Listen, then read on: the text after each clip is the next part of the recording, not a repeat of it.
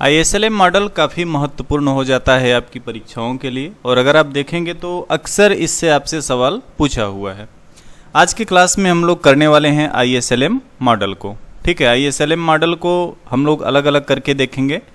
पहले IAS वक्र के बारे में जानेंगे, फिर LM के बारे में जानेंगे, फिर दोनों को कंबाइंड रूप से जानेंगे, और फिर ये समझेंगे कि विभिन्न प्रकार की क्रियाओं का क्या प्रभाव पड़ता है। ठीक है, तो इस तरीके से ये कंप्लीट एक लेक्चर होगा ISLM मॉडल का। और अगर आप ध्यान से चीज़ों को देखेंगे, समझेंगे और जानने का प्रयास करेंगे तो आपकी परीक्षाओं में जो भी प्रश्न पूछे गए हैं या इस टॉपिक से जो भी प्रश्न पूछे जाएंगे उसको आप जो है सॉल्व करने में समर्थ रहेंगे। तो चलिए शुरू करते हैं आज की अपनी क्लास। और आज की क्लास हमारी शुरू हो रही है। हम लोग ISLM मॉडल को पढ़ें उससे पहले थोड़ा सा इसका बैकग्राउंड जानना जरूरी होता है।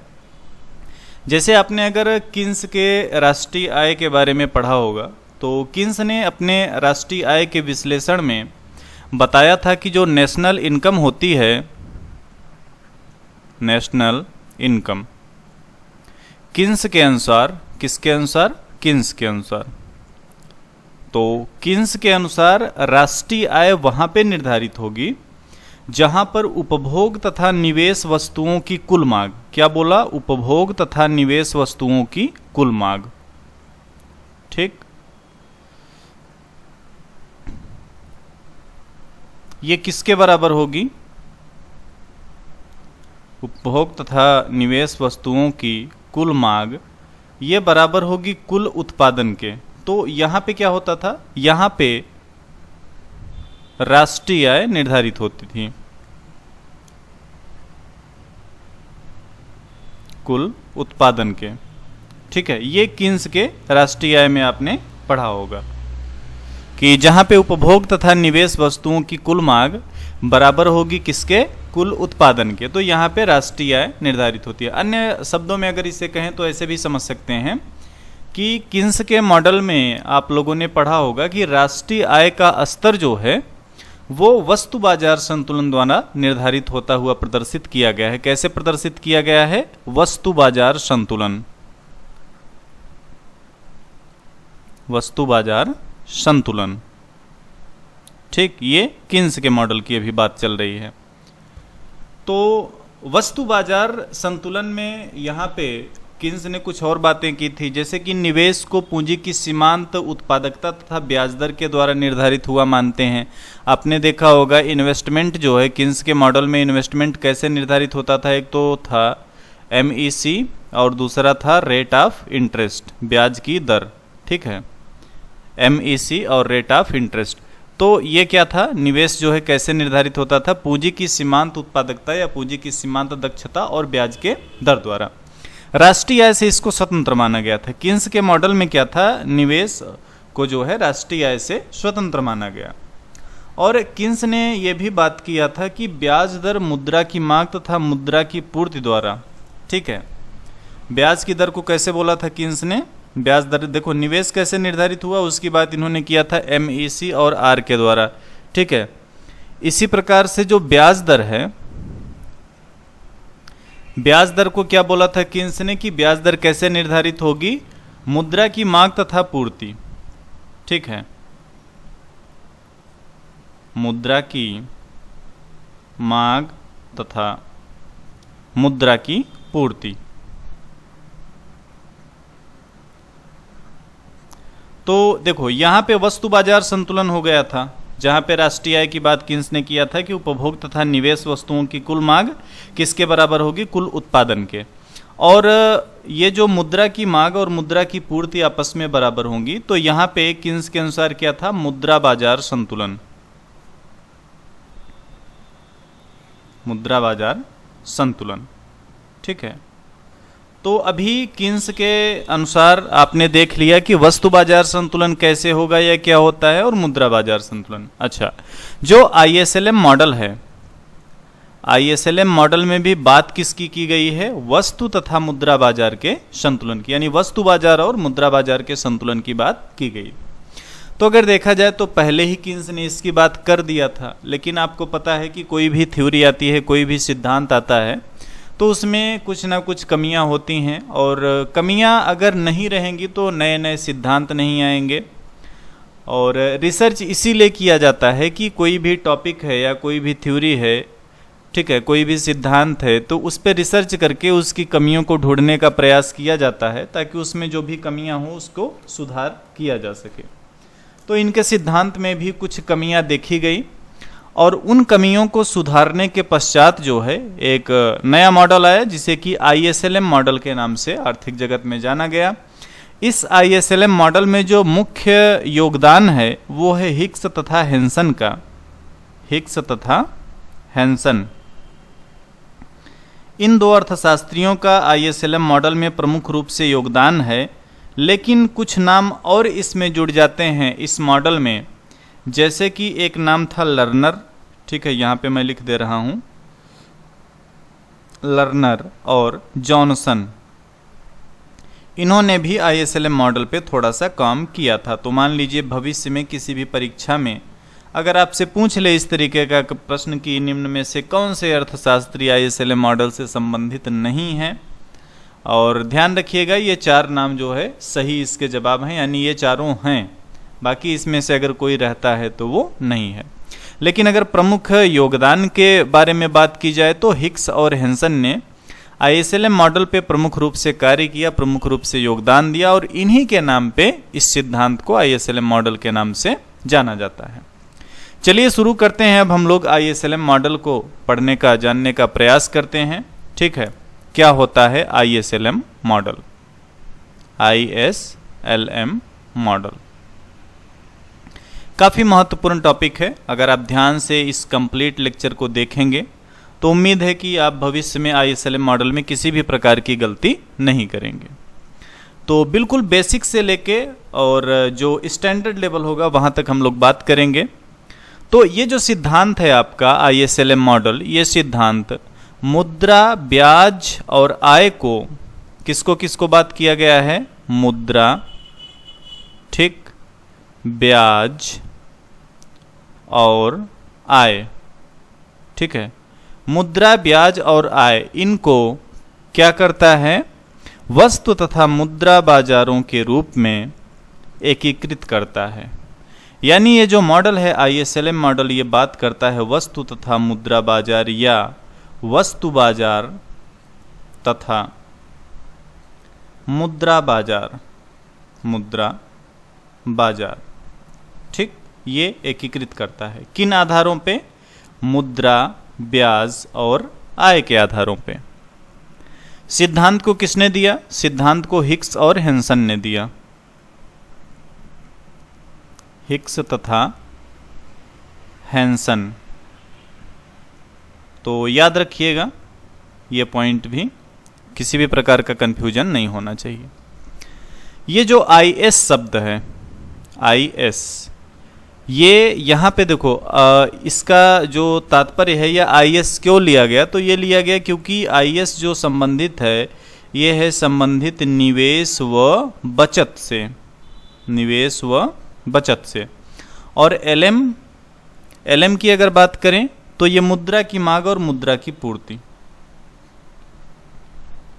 मुद्रा की मांग व मुद्रा की पूर्ति, ठीक है। तो ये आपका ISLM मॉडल हो जाता है। ये जो IS शब्द है, या अभी आप IS वक्र पढ़ेंगे, ये बताता है या ये बात करता है वस्तु बाजार संतुलन की। वस्तु बाजार संतुलन अभी नहीं कहेंगे हम लोग, ये वस्तु बाजार की बात करेगा, ठीक। और ये जो LM है ये किसकी बात करेगा? ये मुद्रा बाजार की। जब LM वक्र की बात करेंगे तो वो मुद्रा बाजार संतुलन की बात करेगा, और जब IS वक्र की बात करेंगे तो वस्तु बाजार संतुलन की बात करेगा। तो ये कुछ बेसिक जानकारी हो गई ISLM मॉडल के बारे में। अब हम लोग सबसे पहले देखेंगे क्या है IAS वक्र, ठीक, क्या है IS वक्र। इसे आप वस्तु बाजार संतुलन के नाम से भी जानते हैं। देखिए, वस्तु बाजार जो होगा ये उस समय संतुलन में होगा जब बचत और निवेश आपस में बराबर होंगे। क्या बोला कि वस्तु बाजार संतुलन कब होगा? जब बचत और निवेश आपस में बराबर होंगे। वस्तु बाजार संतुलन में कब होता है? वस्तु बाजार संतुलन कब होगा? जब बचत और निवेश ये दोनों आपस में बराबर होते हैं। ये स्टेटमेंट आपको याद रखना है। अच्छा, पहले की जो आपने थ्योरी पढ़ी, किन्स ने जितनी भी बातें या जितनी भी चर्चा किया था, वहां पे आपने पढ़ा होगा कि बचत आय का प्रत्यक्ष फलन होता है। बचत क्या होता है? आय का प्रत्यक्ष फलन होता है। इसे आप इक्वेशन 1 के नाम से जान सकते हैं। दूसरी बात किन्स ने अपने सिद्धांत में एक और किया था कि ये जो निवेश होता है, इन्वेस्टमेंट होता है, ये भी ब्याज दर का जो है घटता हुआ फलन होता है। मतलब क्या बोला कि इसका भी एक रिलेशन होता है। इसे आप इक्वेशन 2 के नाम से जान सकते हो। अभी इन दोनों इक्वेशन की अगर हम लोग बात करें तो यहां से S = I हो जाता है। ठीक है, तो वस्तु बाजार संतुलन क्या बोलता है? वस्तु बाजार संतुलन बोलता है कि जहां पे बचत और निवेश आपस में बराबर होते हैं, उस स्थिति में वस्तु बाजार संतुलन की स्थिति में रहता है। ठीक है, तो ये हो गया आपका संतुलन वाला मामला। अब इसके वक्र की अगर बात करें तो देखिए,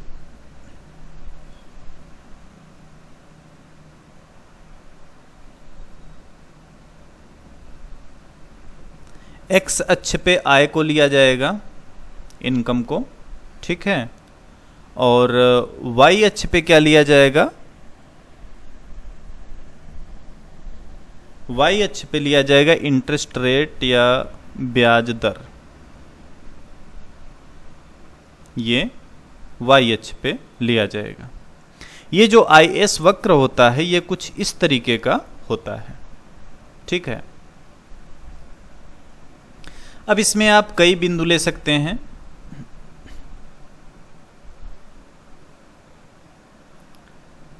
और जितने भी बिंदु आप लेंगे,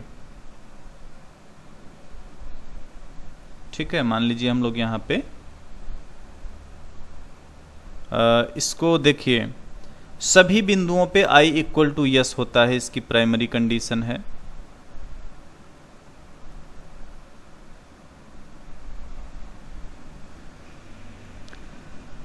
अभी मान लीजिए जो ब्याज की दर है, अच्छा कैसे भी देखिए, इसको आप y1 ले सकते हैं तो यहाँ पे r1 हो जाएगा। इसको y2 ले सकते हैं, ये r2 हो जाएगा। इसको y3 ले सकते हैं तो ये r3 हो जाएगा। ये IS वक्र कुछ इस तरीके का होता है। कुछ बातें इसके बारे में और कर सकते हैं, जैसे कि जो IS वक्र है या IS फलन है, ये राष्ट्रीय आय, ठीक है, राष्ट्रीय आय ये y है। ठीक, ये राष्ट्रीय आय और ब्याज दर के इन संयोगों को प्रदर्शित करता है जहां पर अर्थव्यवस्था में बचत और निवेश दोनों आपस में बराबर होते हैं। चाहे आप ये स्थिति देखेंगे, ये स्थिति देखेंगे अथवा ये स्थिति, किसी भी बिंदु पे जाएंगे तो IS वक्र क्या बताएगा? IS वक्र बताएगा कि अर्थव्यवस्था में बचत और निवेश आपस में बराबर होते हैं। कहने का मतलब एक और यहाँ पे निकल सकता है कि IS वक्र या IS फलन जो है ये वास्तविक क्षेत्र के संतुलन को प्रदर्शित करता है। क्या प्रदर्शित करता है? वास्तविक क्षेत्र का संतुलन। वास्तविक क्षेत्र का संतुलन।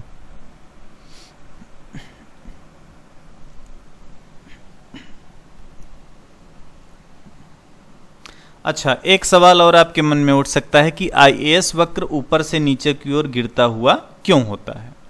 तो इसकी वजह होती है, देखिए IAS वक्र का व्युत्पादन कैसे होता है? ये व्युत्पादन होता है कुल मिला के ऐसे समझिए कि ये निर्भर किस पे करेगा? ये निर्भर करता है आपका निवेश, और देखिए निवेश और ब्याज की दर, इन दोनों में आपस में ऋणात्मक संबंध होता है।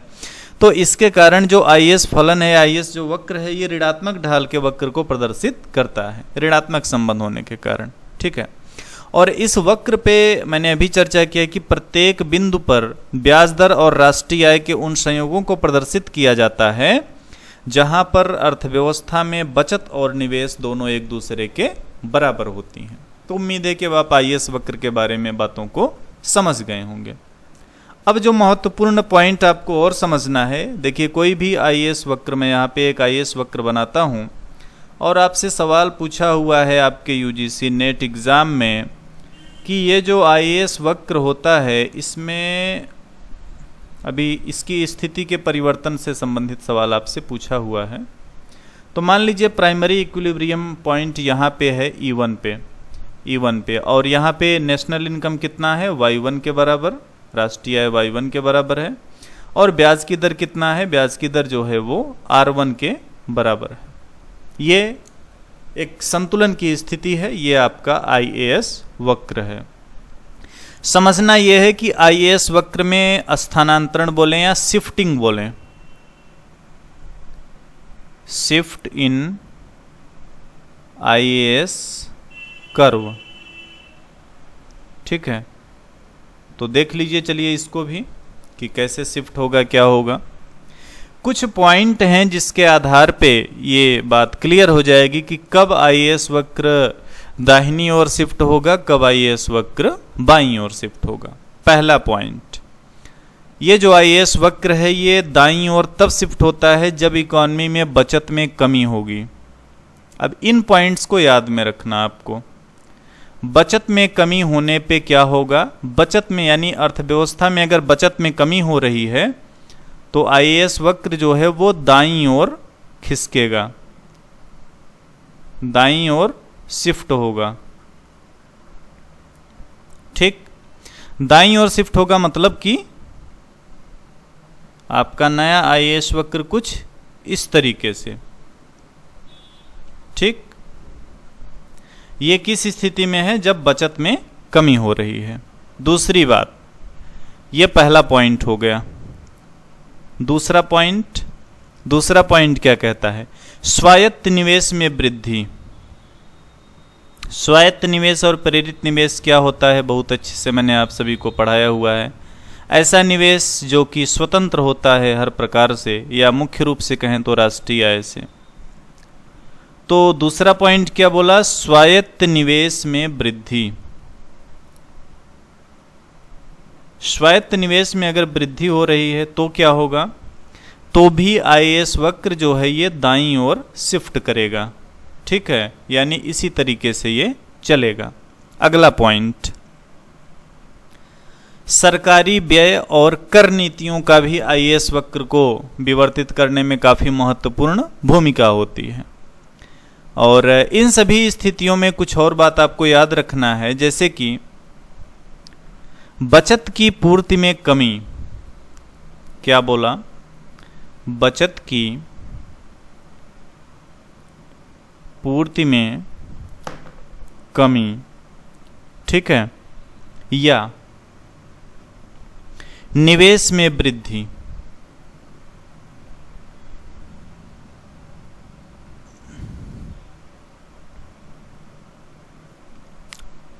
अगर ये हो रहा है तो आईएएस वक्र किधर शिफ्ट होगा, फिर से दाईं ओर शिफ्ट होगा, ठीक है।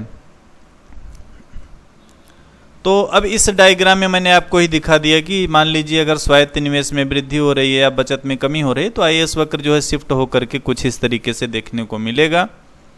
और यहाँ पे क्या हो सकता है, फिर एक नया जो है आय का स्तर आ जाएगा, एक नए ब्याज के दर की स्थिति आपको देखने को मिलेगी। तो अब उम्मीद है कि ये भी आप समझ गए होंगे। अच्छा, इसके विपरीत कुछ पॉइंट आपको समझना है, जैसे कि जब निवेश कम हो, इसको भी लिख देता हूं,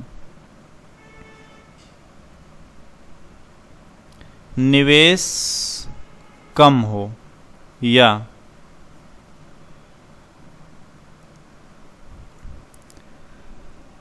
बचत बढ़े,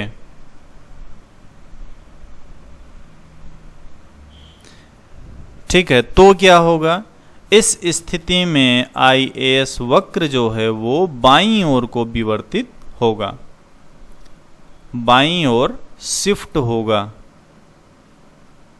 ये पॉइंट आपको याद रखने हैं अपनी परीक्षा के हिसाब से, ठीक है। तो ये शिफ्टिंग वाला केस होगा कि कब IAS वक्र जो है किधर, अच्छा बाईं ओर शिफ्ट होगा तो फिर ये इधर आ जाएगा, ठीक है। तो इसको आपको याद रखना है। ये कौन सी स्थिति है, जब निवेश में कमी होगी या बचत में वृद्धि होगी तो IAS वक्र जो है वो किधर शिफ्ट होगा, बाईं ओर को शिफ्ट होगा। बाकी कुछ और जो महत्वपूर्ण पॉइंट थे वो मैंने लिखा हुआ है कि बचत में कमी होगी तो दाईं ओर किधर कैसे जाएगा, ठीक है। अब देखेंगे हम लोग LM वक्र के बारे में, ठीक है। IAS वक्र हम लोगों ने देखा क्या होता है, कैसे होता है, और इसकी शिफ्टिंग को देखा कि कैसे किधर को ये शिफ्ट करेगा तो क्या इफेक्ट देखने को मिलेगा। अब देखेंगे हम लोग LM वक्र के बारे में, ठीक। ये जो LM वक्र होता है इसको मुद्रा बाजार संतुलन के नाम से जाना जाता है। और मुद्रा बाजार संतुलन कब होता है, मुद्रा बाजार संतुलन में तब होगा जब मुद्रा की मांग मुद्रा की पूर्ति के बराबर होगी। क्या बोला, मुद्रा की मांग इक्वल टू मुद्रा की पूर्ति। अगर ऐसी स्थिति है तो ये मुद्रा बाजार संतुलन कहा जाएगा। मुद्रा बाजार या मुद्रा की मांग जो है इसको L से दर्शाया गया है और मुद्रा की पूर्ति को M से दर्शाया गया है इस मॉडल में। तो कहने का मतलब यह हुआ कि जब L इक्वल टू M होगा तो क्या होगा, मुद्रा बाजार संतुलन में होगा। जैसा कि आप जानते हैं कि जो मुद्रा की मांग होती है, ठीक है, मुद्रा की मांग अगर L से इसको दर्शाएं तो ये होती है LT प्लस LS।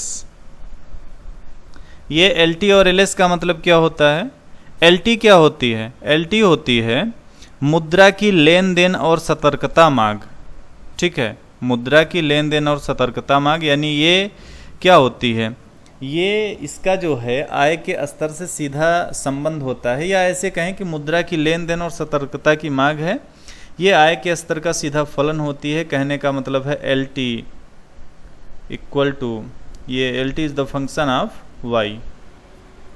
और जो LS है ये क्या है, ये मुद्रा का सट्टा मांग है। और सट्टा मांग मतलब ये किस पे निर्भर करेगा, ब्याज की दर पे।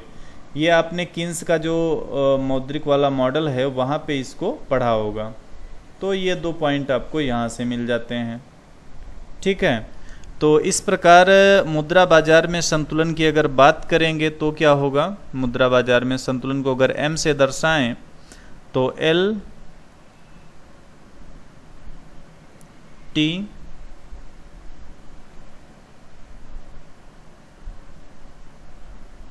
प्लस LS, ठीक है, ये हो जाता है। तो ये LM वक्र के बारे में हो गया। अब LM वक्र बनेगा कैसे, इसको चलिए समझते हैं। LM वक्र आपका बिल्कुल धनात्मक होता है, ठीक है, इस तरीके से होता है। X अक्ष पे क्या लिया जाएगा, X अक्ष पे यहाँ पे भी आय को लिया जाएगा और Y अक्ष पे क्या लिया जाएगा, ब्याज की दर को।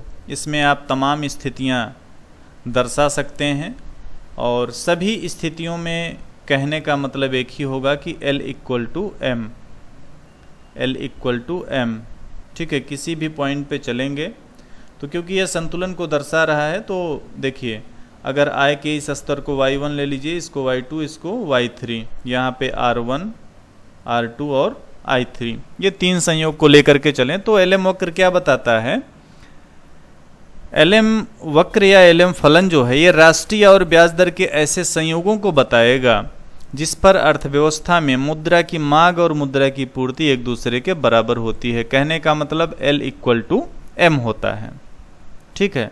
ये एक धनात्मक ढाल वाला है, आप देख ही रहे हैं, धनात्मक ढाल वाला फलन होता है, धनात्मक ढाल वाला, ठीक है। और इसके प्रत्येक बिंदु पे राष्ट्रीय आय और ब्याज दर के ऐसे संयोगों को प्रदर्शित किया जाता है जिस पर मुद्रा की और मांग और मुद्रा की पूर्ति एक दूसरे को बराबर दिखाती हैं या दर्शाया जाता है।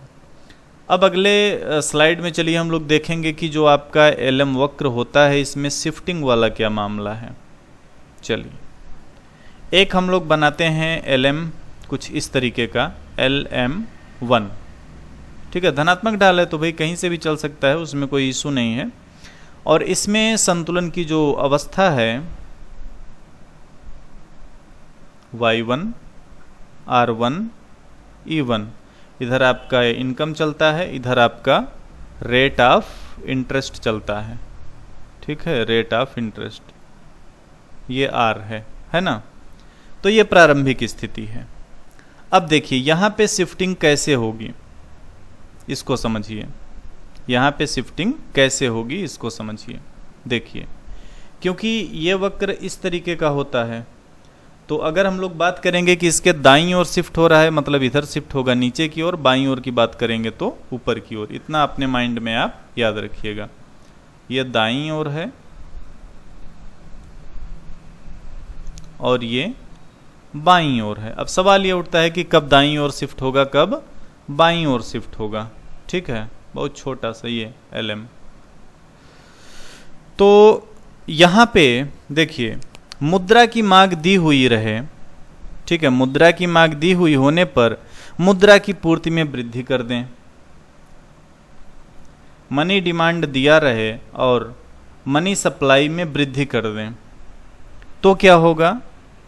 ऐसे में LM वक्र दाईं ओर शिफ्ट होगा। LM वक्र ऐसे में किधर शिफ्ट होगा? दाईं ओर।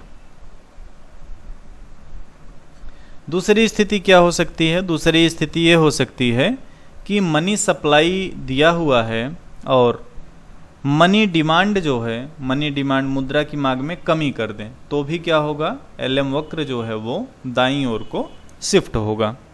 ठीक है, ये हो जाता है। ओके, नेक्स्ट पॉइंट ये है कि केंद्रीय बैंक की विस्तारात्मक मौद्रिक नीति, केंद्रीय बैंक की विस्तारात्मक मौद्रिक नीति, केंद्रीय बैंक की विस्तारात्मक मौद्रिक नीति से भी क्या होगा? LM वक्र जो है वो दाहिनी ओर को शिफ्ट करता है, दाईं ओर को सरक जाता है। ठीक है, तो ये हो गया। अच्छा, अभी हम लोगों ने बात किया मुद्रा की मांग में कमी करना या मुद्रा की पूर्ति में वृद्धि, तो इसको थोड़ा सा समझते हैं। मुद्रा की मांग में कमी का मतलब होता है कि प्रत्येक आय और ब्याज दर पे मांगी गई शेषों की मात्रा में कमी करना। ठीक है, और मुद्रा शेषों की मांग में ऐसी ही कमी मुद्रा की पूर्ति को मुद्रा की मांग से अधिक कर देती है। इससे क्या होगा? इससे अर्थव्यवस्था में मुद्रा की पूर्ति में वृद्धि ये जो होगी, कुल मिला के ये अर्थव्यवस्था में, ठीक है, ये कहाँ तक मैंने, हाँ, ये अर्थव्यवस्था में मुद्रा की पूर्ति में वृद्धि के समान होती है, जिससे LM वक्र दाईं ओर को स्थानांतरित हो जाता है। इसकी हम लोगों ने चर्चा किया। ठीक है, कैसे कि मुद्रा की मांग में कमी का मतलब होता है, देखिए यहाँ पे मुद्रा की मांग में कमी की गई है ना, तो इसका मतलब है कि प्रत्येक आय और ब्याज दर पे मांगी गई शेषों की मात्रा में कमी करना। और मुद्रा शेषों की मांग में ऐसी कमी मुद्रा की पूर्ति को मुद्रा की मांग से अधिक कर देती है। जब मुद्रा की पूर्ति को अधिक कर देगी तो यह अर्थव्यवस्था में मुद्रा की पूर्ति में वृद्धि के समान होगी। इससे क्या होगा? LM वक्र जो है वो दाहिनी ओर को शिफ्ट करेगा। ठीक है, तो दाहिनी ओर को शिफ्ट करेगा मतलब किधर आएगा? इधर शिफ्ट करेगा। ये आपका LM2 हो जाएगा। ठीक, ये क्या हो जाएगा? LM2 हो जाएगा। इसके विपरीत भी कुछ स्थितियां होती हैं, जैसे कि मुद्रा की पूर्ति में कमी कर दो, ठीक है, मनी सप्लाई में कमी कर दिया जाए या मनी डिमांड में वृद्धि कर दिया जाए। ठीक है, तो इससे क्या होगा? इन दोनों स्थितियों में जो LM वक्र है, LM किधर को शिफ्ट होगा? बाईं ओर को। तो ये दोनों शिफ्टिंग आपने देख लिया, एक दाहिनी ओर को हो सकता है, एक बाईं ओर को भी हो सकता है। बाईं ओर को होने की दो स्थितियां हैं, मनी सप्लाई में कमी करना या मनी डिमांड में वृद्धि करना। ऐसी स्थिति में LM वक्र जो है वो किधर को शिफ्ट होगा? बाईं ओर को शिफ्ट होगा। तो ये अलग अलग अभी हम लोगों ने देखा। क्या देखा? पहले IAS वक्र को देखा और LM वक्र को देखा, दोनों में अलग अलग शिफ्टिंग को देखा। अब दोनों को एक साथ देखेंगे।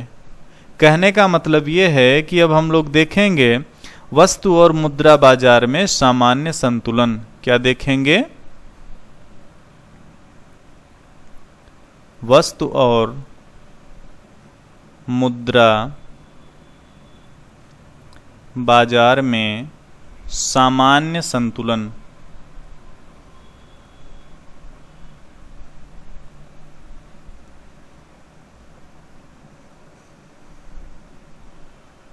ठीक है। देखिए, जब आईएएस वक्र की ब्याज दर और आय की संतुलन जोड़ी, ब्याज दर और आय की संतुलन जोड़ी कहने का मतलब यह होता है जहां पे ब्याज दर और आय बराबर थे, ठीक है। तो जब आईएएस वक्र की ब्याज दर तथा आय की संतुलन जोड़ी एलएम वक्र की ब्याज दर तथा आय की संतुलन जोड़ी के बराबर होती है तो सामान्य संतुलन स्थापित होता है। ये आपका आईएएस वक्र हो जाता है, ये आपका एलएम वक्र हो जाता है, ठीक है। और यहाँ पे बनता है इक्विलिब्रियम पॉइंट, इसे ई से दर्शा सकते हैं हम लोग।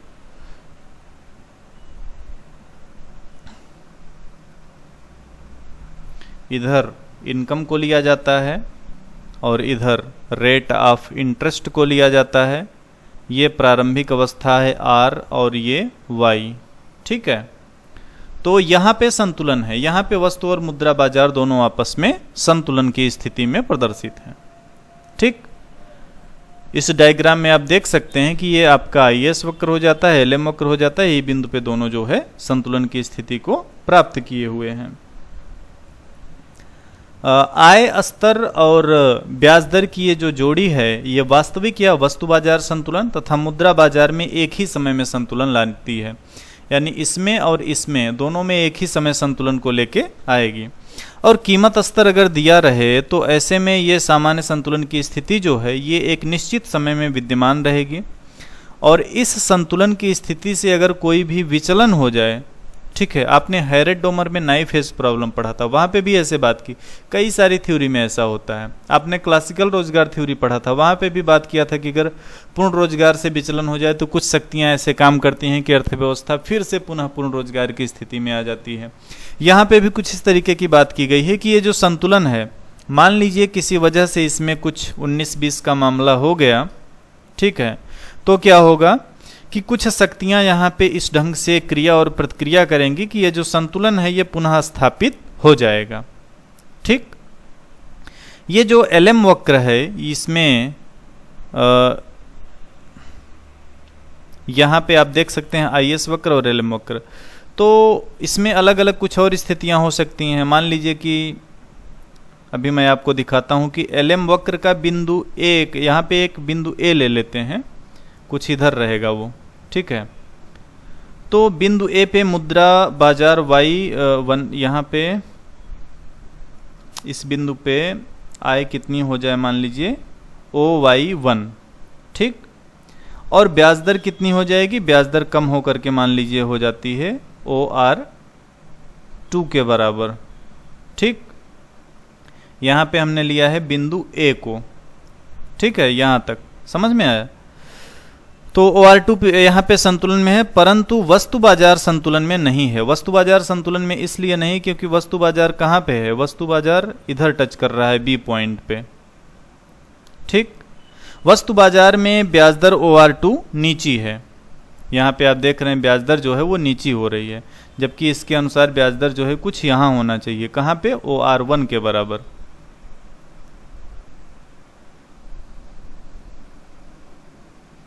क्या हो गया इस पेन को,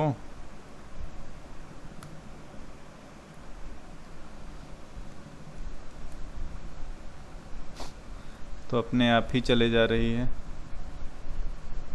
हाँ अब सही है, तो यहाँ पे होना चाहिए,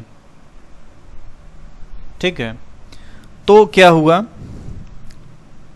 कहाँ तक हम लोगों ने देखा कि वस्तु बाजार संतुलन में नहीं है। मुद्रा बाजार, अगर मान लीजिए स्थिति में देखो तो मुद्रा बाजार तो संतुलन में है लेकिन वस्तु बाजार संतुलन में नहीं है। वस्तु बाजार संतुलन में कहाँ पे हो सकता है, OR1 पे हो सकता है, जैसा कि मैंने आपको अभी यहाँ पे बताया हुआ है, ठीक है। तो बिंदु ए पर बचत से निवेश अधिक है क्योंकि ए बिंदु पे आईएएस वक्र के बाईं ओर स्थिर है। ऐसा क्यों है, क्योंकि ए बिंदु जो है वो ये है आईएएस वक्र और देख रहे हैं ए बिंदु कुछ इधर स्थित है, मतलब कि बाईं ओर स्थिर है, ठीक है, यह स्थित है। बढ़ती हुई ब्याज दर निवेश को कम करती है। जाहिर सी बात है कि ब्याज दर बढ़ेगा तो निवेशक हतोत्साहित होंगे और अर्थव्यवस्था में निवेश जो है वो कम होता है। और बढ़ती हुई आय जो है वो बचत को बढ़ाती है। तो ये ई बिंदु पे आई और एस की समानता को लाने में सहायक होते हैं, और जिससे क्या देखने को मिलेगा कि आई एस और एल एम की समानता द्वारा सामान्य संतुलन फिर से स्थापित हो जाता है। ठीक है, यहाँ पे कुछ और स्थितियाँ जो है बन सकती हैं, लेकिन इन स्थितियों के भी बनने का कोई जो है सही परिणाम नहीं निकलेगा, क्योंकि आप जहाँ पे भी देखेंगे, जिस स्थिति में भी, मान लीजिए किसी जगह वस्तु बाजार संतुलन में है तो मुद्रा बाजार संतुलन में नहीं दिखेगा, और कहीं मुद्रा बाजार संतुलन में है तो वस्तु बाजार संतुलन में नहीं दिखेगा। तो इसमें होता क्या है कि मान लीजिए कि अर्थव्यवस्था इस संतुलन की स्थिति से कहीं विचलित हो भी जाती है तो भी बहुत देर तक विचलन में नहीं रहेगी, और कुछ ऐसी शक्तियाँ काम करेंगी कि वो पुनः जो है अपने संतुलन की अवस्था में आ जाती है। तो ये आपका हो जाता है संतुलन की स्थिति। ठीक है, अब इसमें दो बातें और समझनी है। एक समझना है कि ISLM वक्र या ISLM कर ऊपर मौद्रिक नीति का क्या प्रभाव पड़ेगा, और एक राजकोषीय नीति का क्या प्रभाव पड़ेगा। ISLM वक्र पर मौद्रिक नीति का प्रभाव,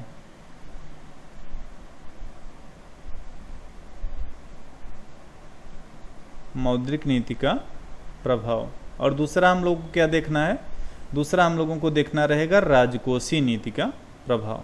चलिए इसको सबसे पहले समझते हैं, मौद्रिक नीति के प्रभाव को।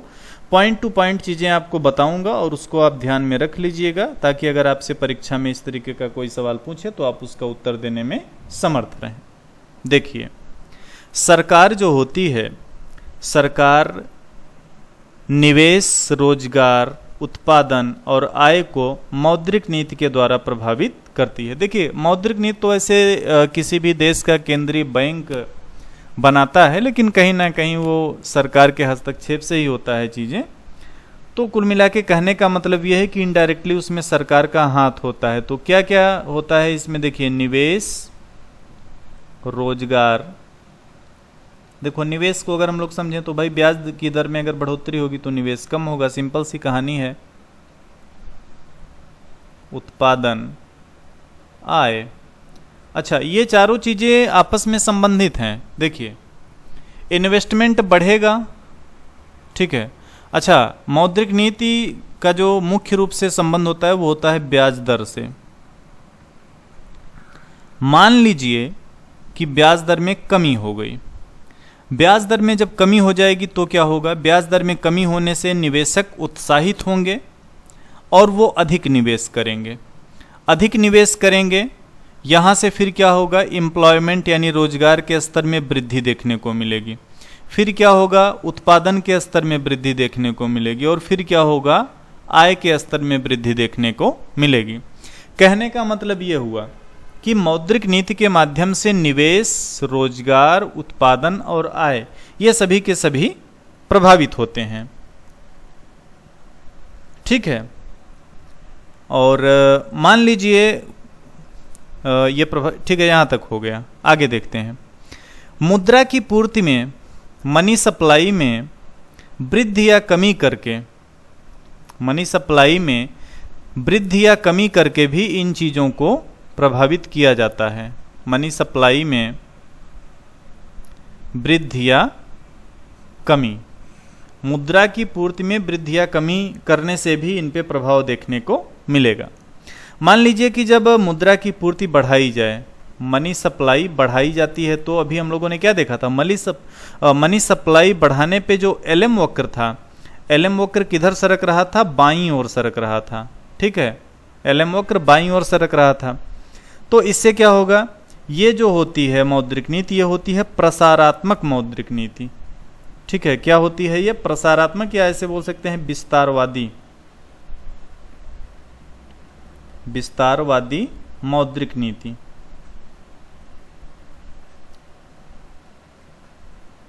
ठीक, और दूसरी स्थिति क्या होगी, मान लीजिए मनी सप्लाई को कम किया जाए, मनी सप्लाई को कम किया जाएगा, और फिर इस, देखिए, मनी सप्लाई को हम लोगों ने अगर मान लीजिए मनी सप्लाई को कम किया जाए तो क्या होगा, ओ यहाँ पे दाईं ओर शिफ्ट होगा, बाईं नहीं दाईं ओर। ठीक है, यहाँ पे दाईं ओर शिफ्ट होने की बात की गई थी। तो मनी सप्लाई अगर कम करेंगे तो क्या होगा, मनी सप्लाई कम करने पे ये बाईं ओर शिफ्ट होगा। ठीक है, मनी सप्लाई कम करने पे बाईं ओर शिफ्ट होगा। फिर क्या देखने को मिलेगा, फिर देखने को ये मिलेगा कि कहने का मतलब ये हो गया कि अगर ऐसी स्थिति है तो इस समय जो मौद्रिक नीति आएगी या इस समय जो तरीका रहेगा उसे बोला जाता है प्रतिबंधात्मक मौद्रिक नीति।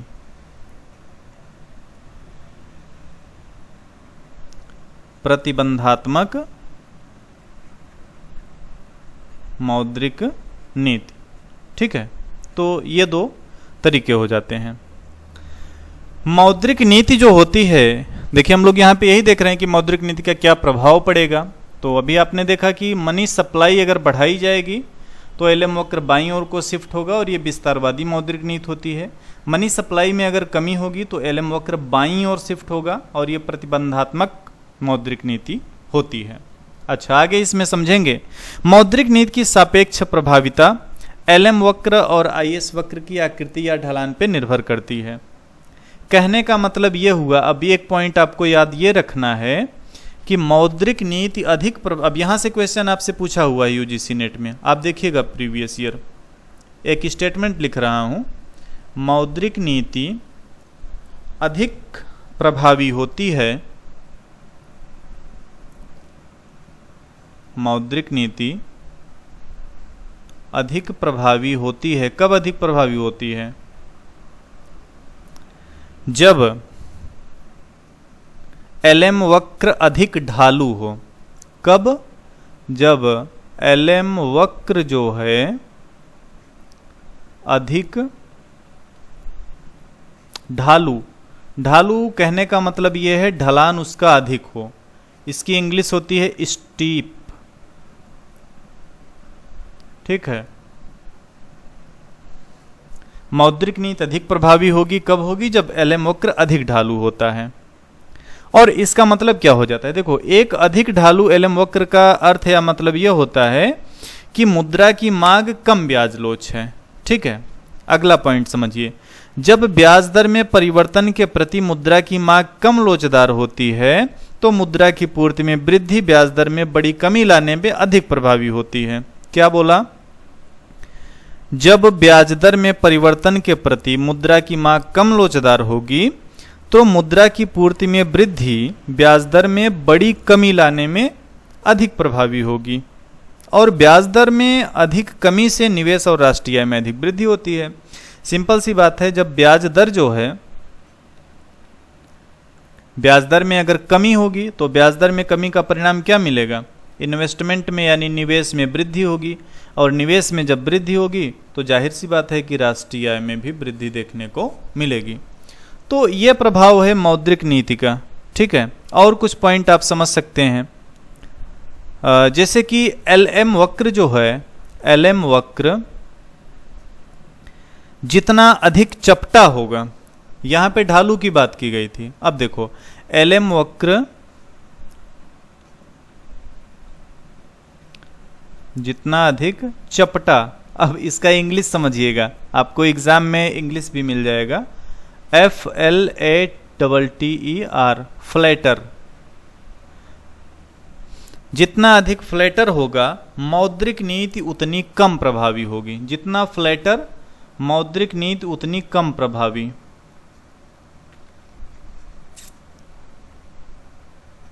उतनी कम प्रभावी। ठीक है, यहां पे क्या देखा था, यहां पे देखा था एलएम वक्र जितना अधिक ढालू यानी जितना अधिक स्टीप होगा मौद्रिक नीति उतनी अधिक प्रभावी। एलएम वक्र जितना अधिक चपटा यानी जितना फ्लैटर होगा मौद्रिक नीति उतनी कम प्रभावी। ठीक है, अधिक प्रभावी मतलब कि एलएम वक्र ज्यादा स्टीपर है, कम प्रभावी मतलब एलएम वक्र ज्यादा फ्लैटर है। तो इसको याद रखिएगा। ठीक है, अच्छा इसका वो क्या होगा, अर्थ क्या होगा, इसका अर्थ ये होगा कि मौद्रिक नीति इतनी कम प्रभावी होगी, मतलब यानी कहने का ये है कि जो चपटा एलएम वक्र होगा उसका अर्थ है कि मुद्रा की मांग अधिक ब्याज लोच है। और स्टीप का क्या मतलब था कि मुद्रा की मांग जो है वो कम ब्याज लोच है। ठीक, तो इतनी बातें हो गई, उम्मीद है कि इतनी बात आप जो है आसानी से समझ गए होंगे। ये दो स्थितियां आप याद रखिएगा। उसके बाद देखिए, यदि एलएम वक्र समानांतर है तो मौद्रिक नीति पूर्ण रूप से प्रभावी होती है।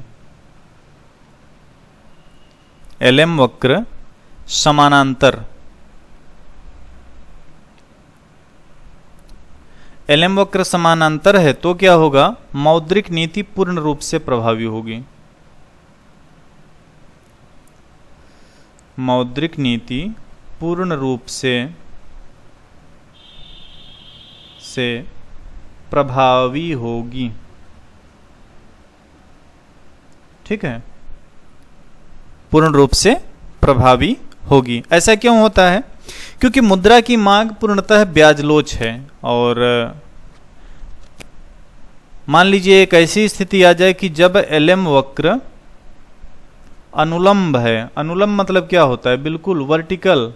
ठीक है, अगर अनुलंब है तो क्या होगा, मौद्रिक नीति अत्यधिक प्रभावी। मौद्रिक नीति अत्यधिक प्रभावी, ये चारों स्थितियां याद रखिएगा। ठीक है, मौद्रिक नीति यहाँ पे क्या होगी, अत्यधिक। कारण क्या है? कारण ये है कि मुद्रा की मांग पूर्णतया ब्याज बेलोच हो जाती है। ठीक है, ये हो गया। उसके बाद ये तो हम लोग एलएम वक्र के बारे में देख रहे थे कि चपटा होगा कि मतलब फ्लैटर होगा कि स्टीपर होगा। अब थोड़ा सा आईएस वक्र वाला देखते हैं। देखिए, आईएस वक्र जो है जितना अधिक चपटा होगा,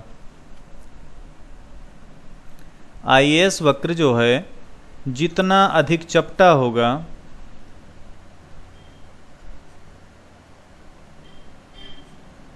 जितना अधिक चपटा होगा क्या होगा, मौद्रिक नीति उतनी ही अधिक प्रभावी।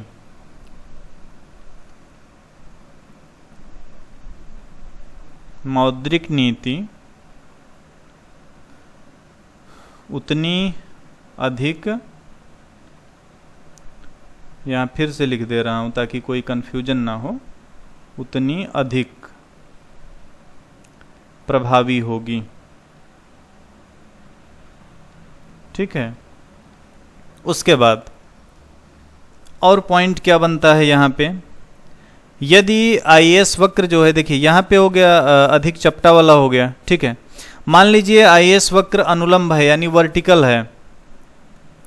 आईएस वक्र जो है वो अगर अनुलंब है तो क्या होगा, इस स्थिति में क्या होगा, मौद्रिक नीति पूर्ण रूप से अप्रभावी। पूर्ण रूप से अप्रभावी। ठीक, उसके बाद अच्छा ऐसा क्यों होता है? ऐसा इसलिए होता है क्योंकि निवेश व्यय जो है वो पूर्णतया ब्याज बेलोच हो जाता है। अगर आईएस वक्र समानांतर हो जाए, समानांतर हो जाए फिर क्या होगा, ऐसी स्थिति में मौद्रिक नीति अत्यधिक प्रभावी होगी। अत्यधिक प्रभावी होगी। ठीक है, तो ये स्थितियां हैं आईएस वक्र और एलएम वक्र के बारे में। मौद्रिक नीति के प्रभाव को जो है देख लिया हम लोगों ने।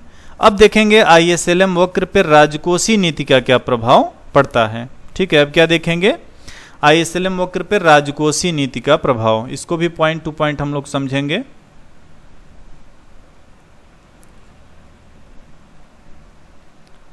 राजकोषीय नीति का प्रभाव।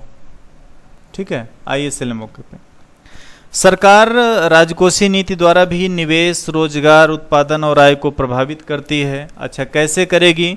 अगर प्रसारात्मक राजकोषीय नीति के लिए सरकार अपने व्यय को बढ़ाएगी या करों में कटौती करेगी, ठीक है, तो इससे आईएस वक्र जो है वो बाईं ओर सरक जाता है। चलिए पूरी कहानी को मैं लिखता हूं तब अच्छे से समझ में आ जाएगा। सरकार अगर ऐसा करे कि प्रसारात्मक राजकोषीय नीति के लिए व्यय को बढ़ाए, व्यय को बढ़ाए, कौन बढ़ाए व्यय को? व्यय को बढ़ाएगी सरकार।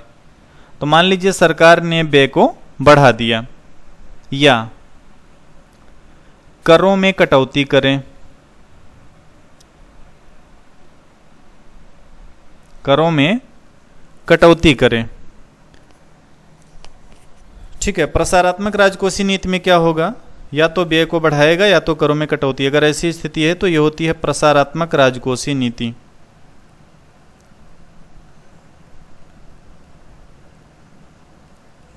क्या होगी?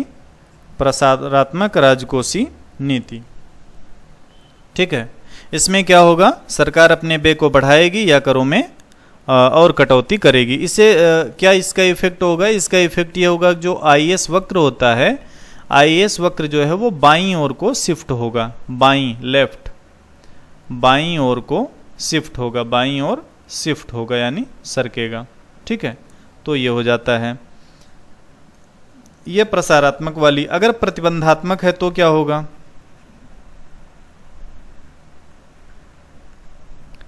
प्रतिबंधात्मक राजकोषीय नीति में क्या होता है? व्यय में कमी, व्यय में कमी करेगी। ठीक है, और टैक्स यानी करों में बढ़ोतरी करेगी।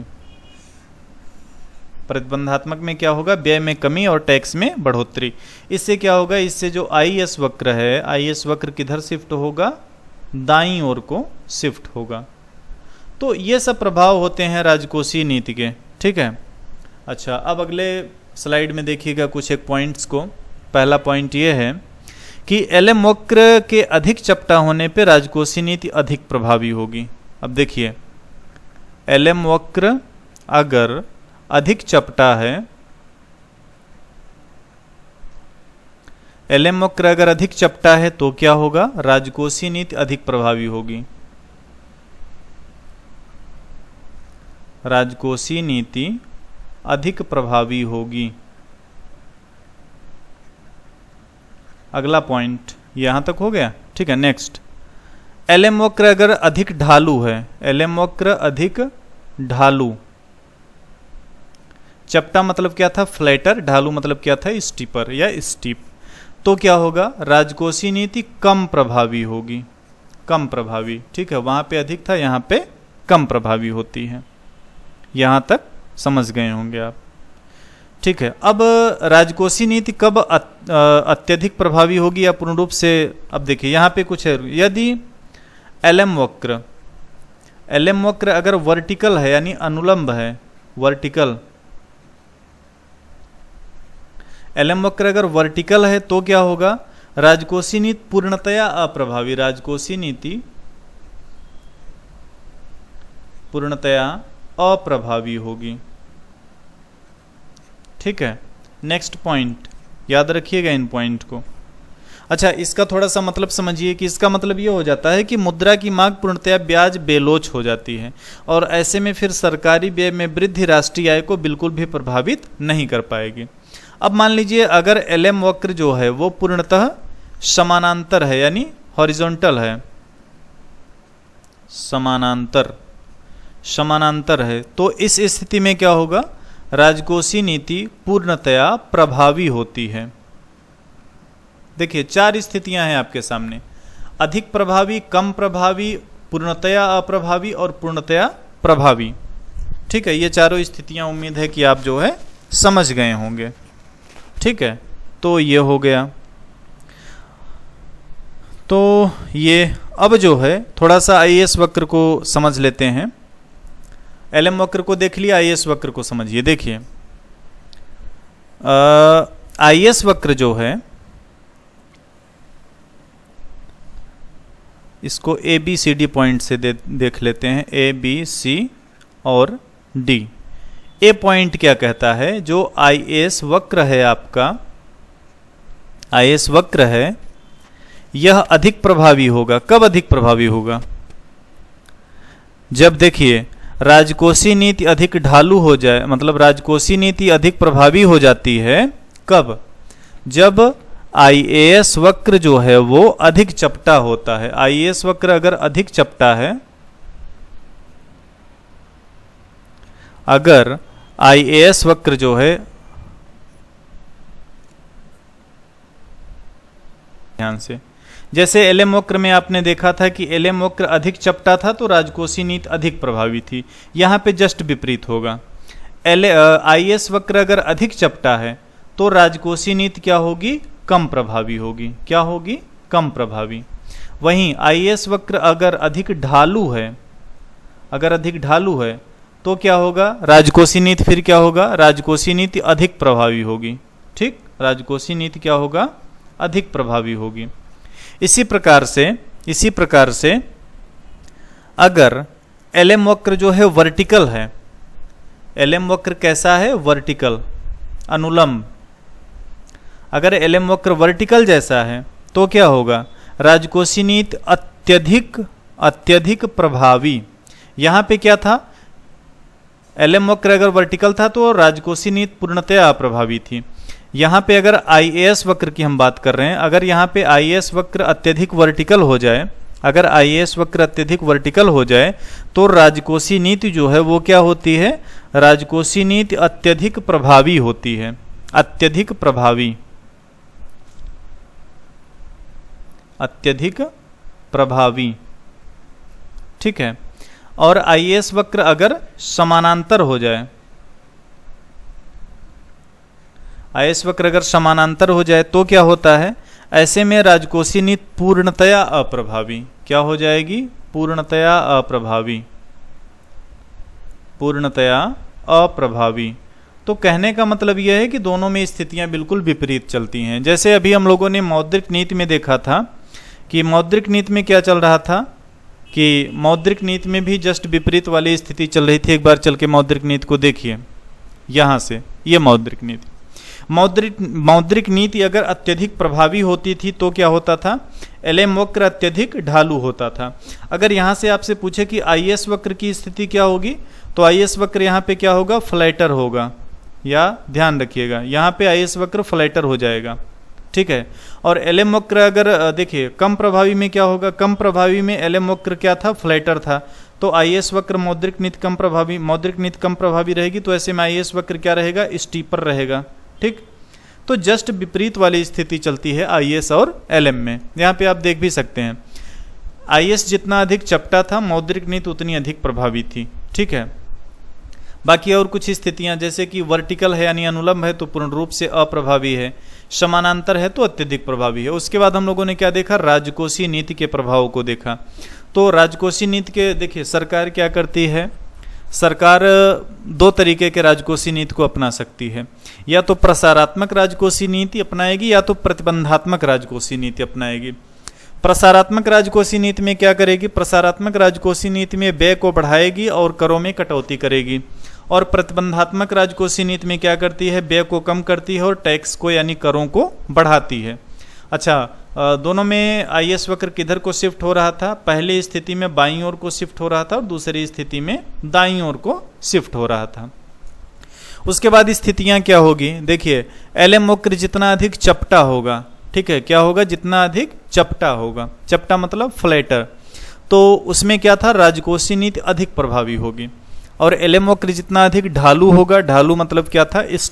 स्टीपर, तो राजकोषीय नीति क्या था? कम प्रभावी होगी। LM वक्र अगर वर्टिकल है तो राजकोषीय नीति पूर्णतया अप्रभावी। LM वक्र अगर समानांतर है तो राजकोषीय नीति क्या था? अत्यधिक प्रभावी। क्या था? अत्यधिक प्रभावी। इसी प्रकार से बात करें अगर IAS वक्र के बारे में, तो IAS वक्र अगर चपटा है तो क्या होगा? राजकोषीय नीति कम प्रभावी होगी। IAS वक्र अगर ढालू है मतलब क्या है? स्टीपर है या स्टीप है, तो राजकोषीय नीति क्या होगी? अधिक प्रभावी होगी। IAS वक्र अगर वर्टिकल है तो क्या होगा? राजकोषीय नीति अत्यधिक प्रभावी होगी, ठीक है। और IAS वक्र अगर समानांतर है तो क्या होगा? जो राजकोषीय नीति है वो पूर्णतया अप्रभावी रहेगी।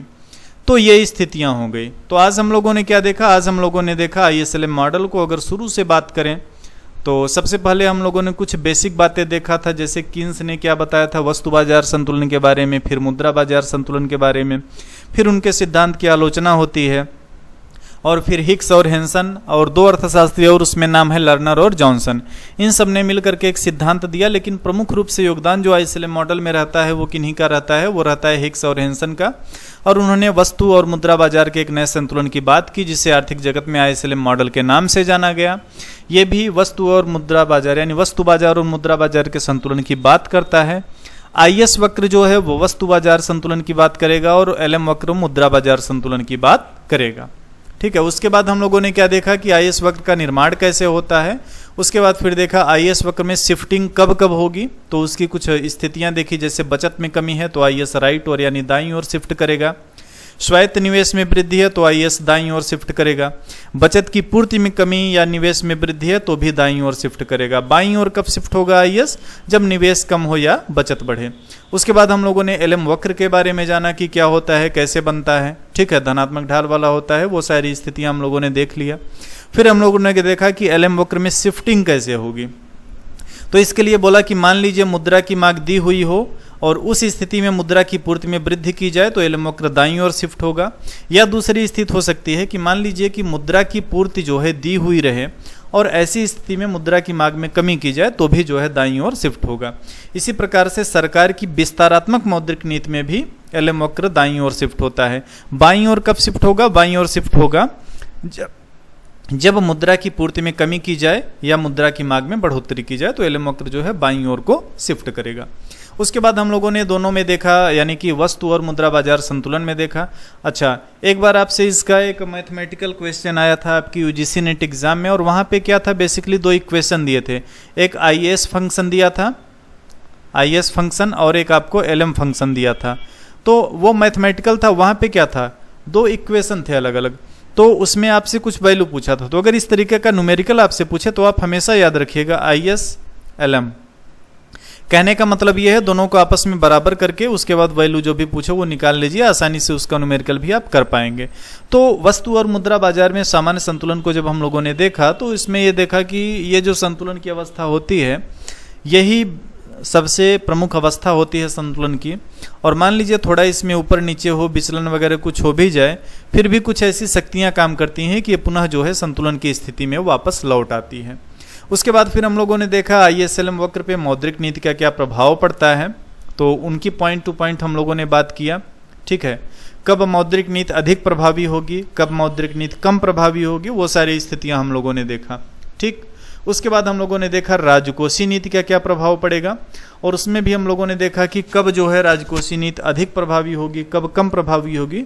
तो ये सारी स्थितियों को देखने के बाद अब हमारा यहाँ पे जो है ये आईएसएलएम मॉडल जो है कंप्लीट होता है। इसमें किसी भी तरीके का अगर आपको क्वेश्चन है माइंड में, आपके कुछ भी आपको पूछना है, तो आप मुझे व्हाट्सएप नंबर 7905709366 पे अपने क्वेश्चन को व्हाट्सएप कर सकते हैं। उम्मीद है कि अगर आपने कंसंट्रेट होकर ये क्लास देखा होगा और साथ में जो आईएसएलएम मॉडल की आपको नोट्स प्रोवाइड की गई है उस नोट्स को अगर आप एक बार रीड कर लेंगे और फिर आप अगर प्रीवियस ईयर क्वेश्चन कोई भी उठा के देखेंगे आईएसएलएम मॉडल का, तो मुझे पूरा विश्वास है कि उस क्वेश्चन को आप सॉल्व करने में पूर्ण रूप से सक्षम रहेंगे। तो आज का ये क्लास, आज का ये लेक्चर यहाँ पे आपका कंप्लीट होता है। नेक्स्ट लेक्चर में हम लोग अब इन्फ्लेशन को शुरू करेंगे।